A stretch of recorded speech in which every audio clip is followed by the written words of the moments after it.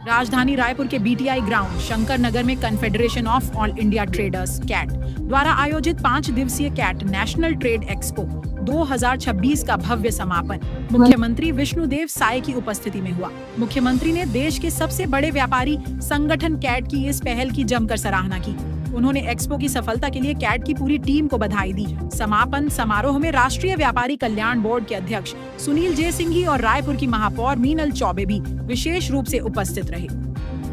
Expo के अंतिम दिन भारी संख्या में लोगों की भीड़ उमड़ी, जिससे स्थानीय अर्थव्यवस्था को नई गति मिलने की उम्मीद जगी है। इस दौरान कैट के राष्ट्रीय वाइस चेयरमैन और राष्ट्रीय व्यापारी कल्याण बोर्ड के सदस्य अमर पारवानी, प्रदेश चेयरमैन जितेंद्र दोषी, विक्रम सिंह देव, अध्यक्ष परमानंद जैन, महामंत्री सुरिंदर सिंह, कोषाध्यक्ष अजय अग्रवाल, कार्यकारी अध्यक्ष राजेंद्र जग्गी, राम मंदान, वासु मखीजा, भरत जैन, राकेश ओचवानी, शंकर बजाज सहित युवा और महिला विंग के सदस्य भी बड़ी संख्या में मौजूद रहे।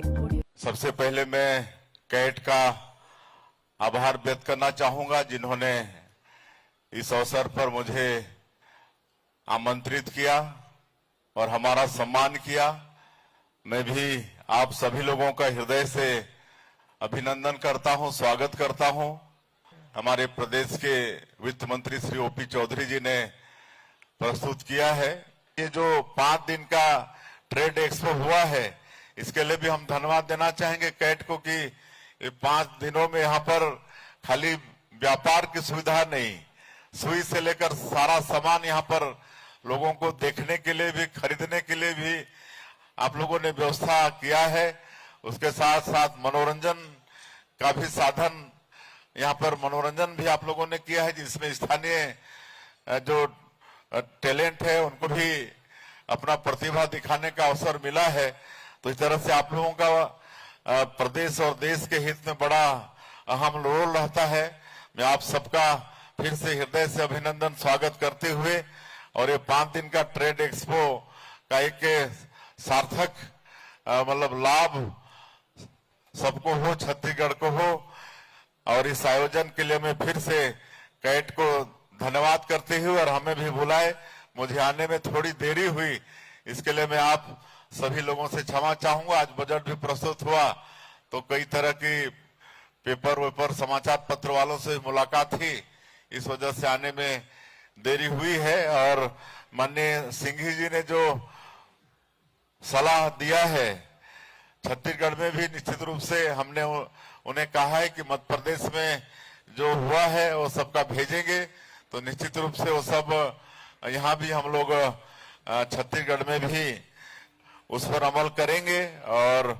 अमर भाई ने भी आवेदन लगाया है, इस पर भी सरकार सहानुभूतिपूर्वक विचार करेगी। मैं आप सभी लोगों का फिर से एक बार अभिनंदन स्वागत करते हुए अपनी बात समाप्त करता हूं।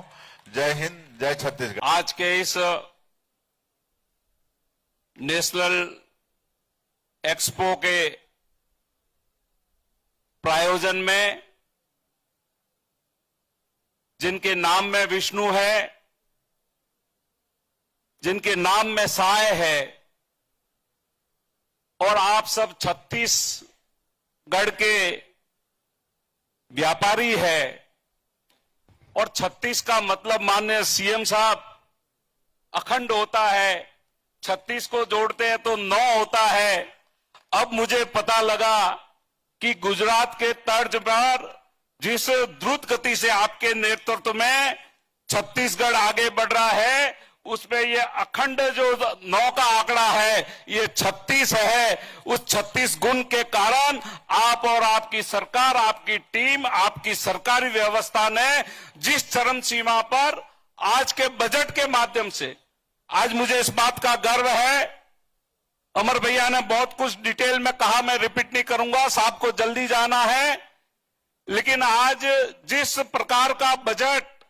आपने दिया है, और पिछली बार कार्यक्रम में आया था तब भी मैंने यही बात आपके सामने रखी थी कि आने वाला समय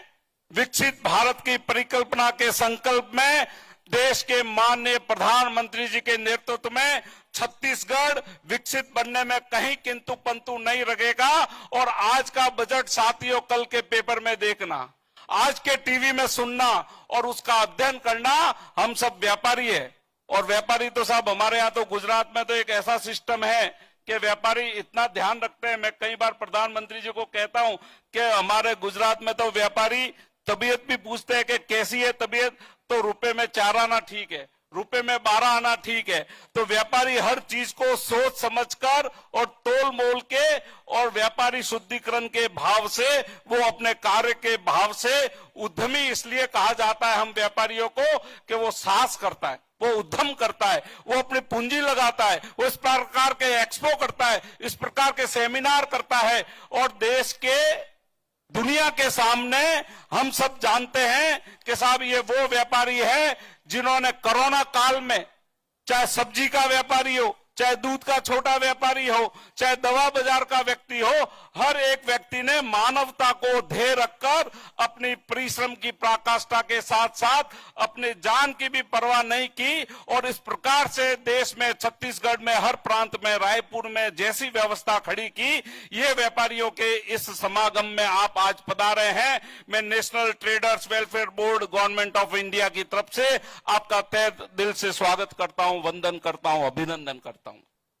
साथ ही आप सबने इस एक्सपो के माध्यम से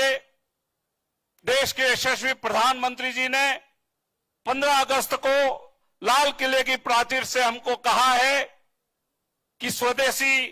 घर से को स्वदेशी, स्वदेशी अपनाना है, हर घर स्वदेशी के अभियान को ले जाना है। और उसी क्रम में